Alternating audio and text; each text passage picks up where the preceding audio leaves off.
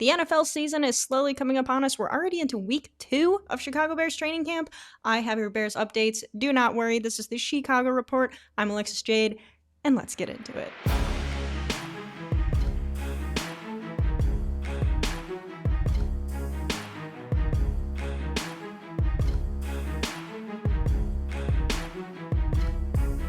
Welcome back to the Shecago Report, where we do position group power rankings, who's on the hot seat, and we talk about who the 3 stars of the week are for training camp so far. But before we dive into our position power rankings and start talking about the stars of the week, we have some training camp updates to get through. And also, this is just a reminder to follow me on TikTok if you don't already, because there I do more daily updates throughout Shecago Bears training camp on how the practices are going so far, if there's any injury updates, anything of that sort. So if you're looking for more consistent daily updates, follow me on there. I also will go live on there, just like I go live on this channel. But let's get into the training camp updates. We cannot talk about Shecago Bears news, updates, anything without talking about the biggest Bears update that has happened so far, and that's Darnell Wright. He signed a 4-year, $116 million extension. That is unfathomable money, but congrats to Darnell Wright. He is our right tackle, no pun intended, even though I do love a good pun. I think most Bears fans thought this was a long time coming. Well earned, well deserved. He has been a solid piece on this offensive line consistently since we drafted him, and throwing it back, it was a bit of a debate debacle when he was drafted over Jalen Carter.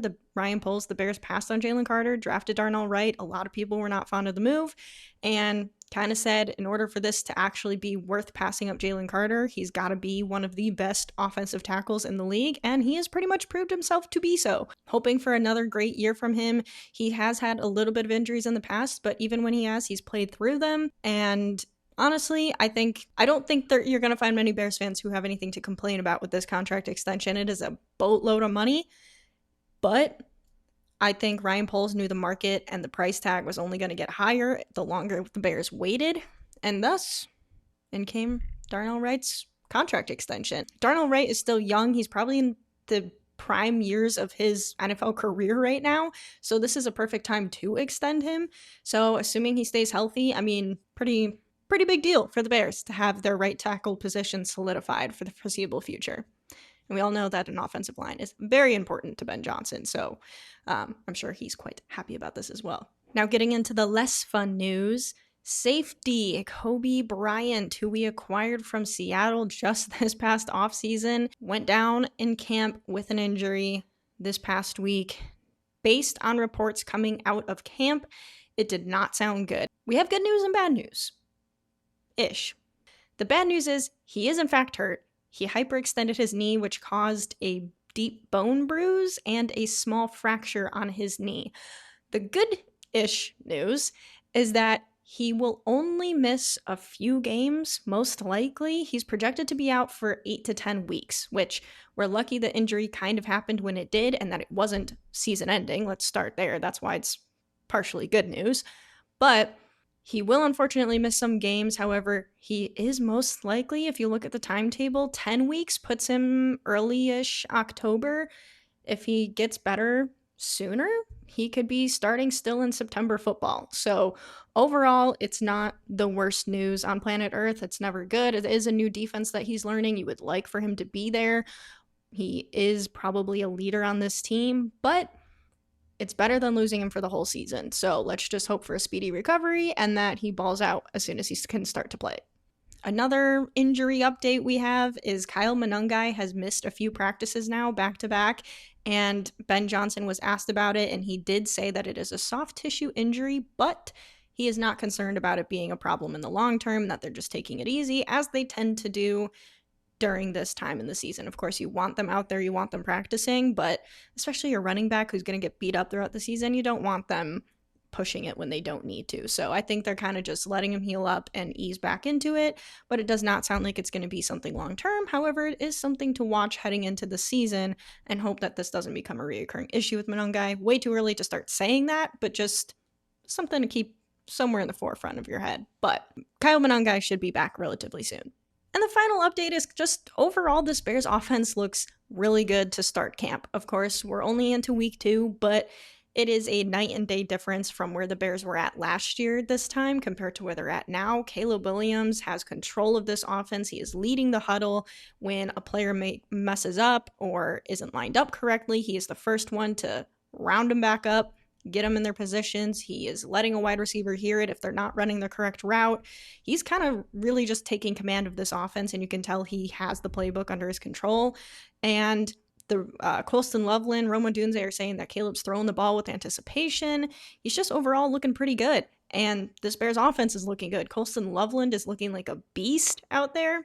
I mean, we already know that Colston Loveland performed very well last year, but the way he's performing in camp, I mean, assuming he stays healthy, he is poised to potentially become one of, if not the best tight end in football right now. That's how good he looks. Rome Odunze, Luther Burden, they're both looking shifty. Rome doesn't even look like he had a foot injury anymore. He looks great.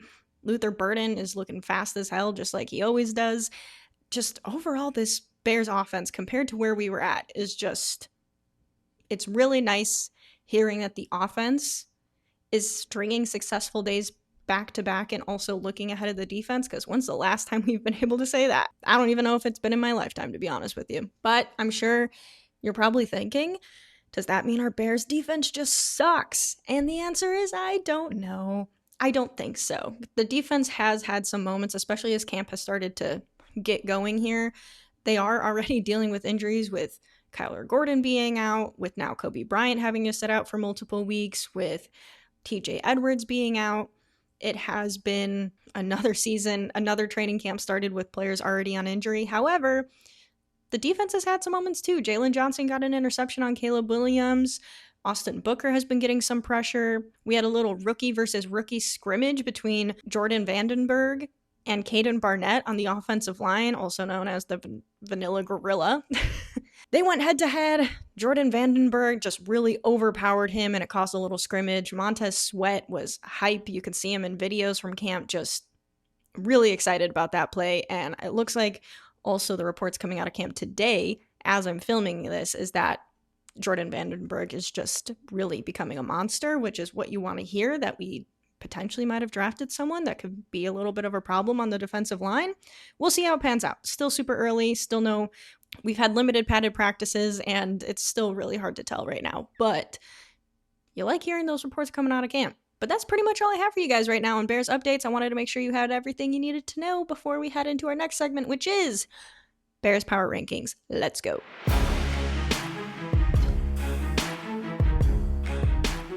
Now is a good time to remind you that if you haven't already seen my Bears Power Rankings video from last week, you can check that out here, wherever it is up here, and see where I've ranked the Bears position groups before training camp started.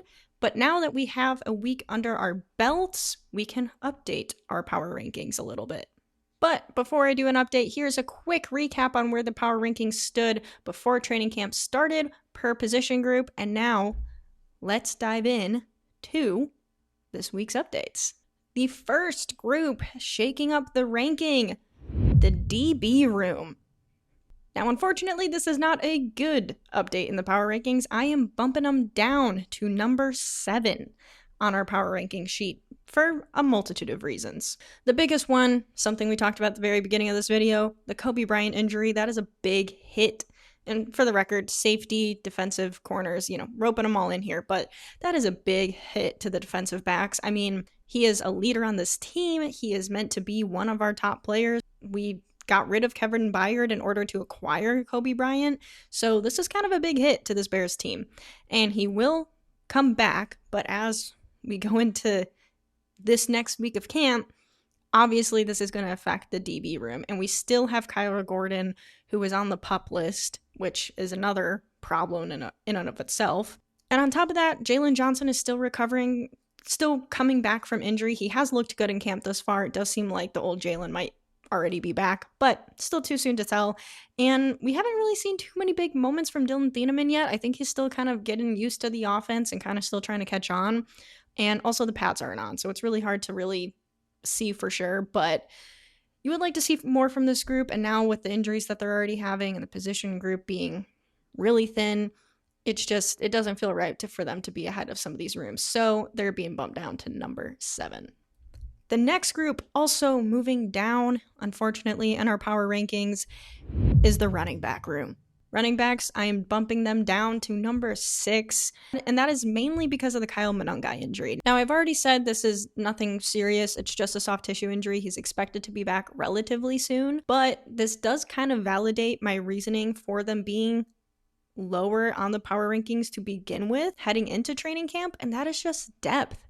With DeAndre Swift and Kyle Monangai, when they're both healthy and playing, they're looking really good, especially behind this offensive line. I'm really comfortable with our running back room. But as soon as we go down someone, that's where things start to get iffy, and that's what causes me to have some concern about that room. And this Kyle Monangai missing a few days of camp proves that, because now we have Roschon Johnson, who I brought up last week saying, I don't even know if he makes the team. He probably does, but there is definitely room for someone else, a rookie, someone undrafted coming in and taking his place. And this is kind of a prove it moment for Roschon Johnson to really step up. And he's dealt with injury issues, and he just never really turned into the player that Poles, I think, had envisioned when he drafted him. So I don't know. When you go from DeAndre Swift and Monangai to DeAndre Swift and Roschon Johnson, it just feels a little less exciting. And so for that reason, I just have to bump them down heading into this week of training camp. And now, some good news. The position group that is being bumped up to number 5 is the wide receiver room. I feel like this one's pretty self-explanatory. I had said in the previous video that this was a position group that I expected to continually climb the ranks as the preseason and training camp went on, and the regular season, because we have a lot of talent in that room, but it's kind of like you need to prove it. And thus far in camp, they're looking really good. Rome Odunze, like I said, the foot injury does not seem to be a problem right now. He looks sharp, he's quick, he has good hands. Luther Burden, same thing. And even some of these people we brought in, I mean, Khalif Raymond has been looking sharp, and I never thought that I would be saying that. Xavier Thomas, the rookie, he has been looking quick, and he's had a few drops, I think, throughout camp, but not many, nothing of serious concern. But he's been looking quick and shifty, and just overall, I think we have a lot of talent in that room, and they've been performing really well in camp thus far, so no reason that we can't bump them up, and hopefully, as the weeks progress, they just get higher and higher on this list. So, to give the final update on our Bears position group power rankings, we have at number 9, the defensive line, number 8, the linebacker room, number 7, the DB room, number 6, the running back room, number 5, the wide receiver room, number 4, special teams, number 3, the QB room, and number 2, offensive line. Last but not least, number 1, our tight end room. And as I mentioned before, if you want to see the rationale for why the rankings are the way they are for the rest of the position groups, please check out the video from last week. The last video, we did not do the 3 stars of the week because training camp hadn't started yet, but now it has. So we can dive right into our 3 stars thus far of 2026 Chicago Bears training camp. Starting at number 3, we have Garrett Bradbury. Now, I would guess you probably didn't expect that name to come out of my mouth just now, but there's a good reason for it. No one's talked about him, and that's a good thing. That means the transition to center after Drew Dahlman to Garrett Bradbury, who came from New England, has been seamless. I haven't really heard any reports of about a bunch of botched snaps. I haven't heard reports of miscommunication with him and Caleb. It's still early, but so far, things have been looking pretty easy for this transition. And Cole Kmet went to the podium this week and said it has been a flawless transition. Ben Johnson came to the podium with very high praise for Garrett Bradbury. So I just think overall, I mean, we still have yet to see him in a preseason game, seen with the pads, but we've seen him play for New England. So we already kind of know his physicality and how he is physically as a player. But the questions really remained mentally. How fast could he pick up Ben Johnson's offense? How well could he work with Caleb? And so far, it's looking really good. And I just feel like he's a player not talked about a lot because it has been so seamless. So I'm giving him a shout out for number 3 on our stars of the week of training camp so far. Number 2 star of the week, Caleb Williams. I would love to make him number 1, but there is another player that I think has just really been shining in camp. But Caleb Williams is up there. He has been having a very good camp thus far. He has had a few moments. He had a bad interception against Jalen Johnson, but that's what training camp's for. You practice. That's what it is. But, I mean, when you compare it to where he was at this time last year, how much he had to absorb, how much he had to learn, and he still has a lot to learn, a lot to work on. But I mean, when you watch the videos from camp, when you listen to the coaches talk about him, the players talk about him, everyone is just high praise for Caleb on how locked in he is, how efficient he's being, how early he's in the building, his anticipation on his throws, how well he knows the offense. He just has come in. He lost 10 to 15 pounds coming into the season to be more physically fit. I mean, the dude is just having a great training camp, and you just hope that that continues. He stays healthy, and he's on a really good track, I think, to start the season and hopefully lead the Bears to another successful NFC North division-winning season. I don't know. Too early to say that, but Caleb has looked very good thus far in camp, and it makes me very optimistic, as it should make you, Bears fans, because we have a quarterback. And number 1 star of the week, we have Colston Loveland, our tight end. Going into year 2, he's just incredible. I mean, the reports, similar to Caleb, everyone has such high praise for Colston Loveland, and the coaches, the players, and you see it on the field. You see how well he's performing out there. He's making these contested catches. He's shifty like a wide receiver. He's running the right routes. He's getting open. He's also hauling in these tight passes, and he just, I don't know. The way he looks in camp is when you watch someone and you go, yeah, that guy's a superstar. That's Colston Loveland, and I think he's poised for a breakout. Last season was kind of already his breakout season, but I think he's truly poised for a breakout season this year, and Bears fans, you should just be very excited, the connection that we have between Caleb Williams and Colston Loveland. Now, I didn't purposely intend for all 3 stars of the week to be offensive players. It just kind of worked out that way, and honestly, I think that's a good sign. That means the offense is performing well, which lines up to what I said when we started this video, but it also doesn't mean that the defense has been performing poorly. Like I said, the defense has had its good moments as well, and I do hope and anticipate to have some more defensive players make the top 3 list throughout training camp, maybe starting next week, but I couldn't make it this week without giving the shout out to the 3 offensive players because they've just kind of been the stars of the show thus far, and I, for one, am not upset about that. Just a quick shout out to say if you're enjoying this video so far, please like it. And if it gives you the hype button, I never know when YouTube's going to do that, but if you see the hype button, please give this video a hype, I guess you could say, as it helps promote it to other people who might enjoy my content or this type of content. Helps me out. I appreciate it. And subscribe so you don't miss when I post weekly videos and also when I do live streams, because I live stream NFL games and Bears games, so make sure you're tuned in for that. Back to the video. Now, one last thing before we wrap up, we cannot forget to mention who is on the hot seat. And on the hot seat for training camp thus far this week, I have chosen Roschon Johnson. It's not that Roschon Johnson has been having a terrible camp, he just has not really been noticeable. And that's a problem considering Kyle Monangai has been, like I mentioned, dealing with the soft tissue injury. So you would like to think that this is Roschon Johnson's time to shine. And of course, it is always a little harder without pads on. I'll give that to the running backs. But you want to see more from Roschon Johnson. You want to feel confident in your essential number 3 running back to be able to fill that void when you have someone down, which is probably inevitably going to happen throughout the season for a game, 2, hopefully not more than that, but you never know. It's the NFL. And this is a big prove-it year for Roschon Johnson, for a contract, for making the roster.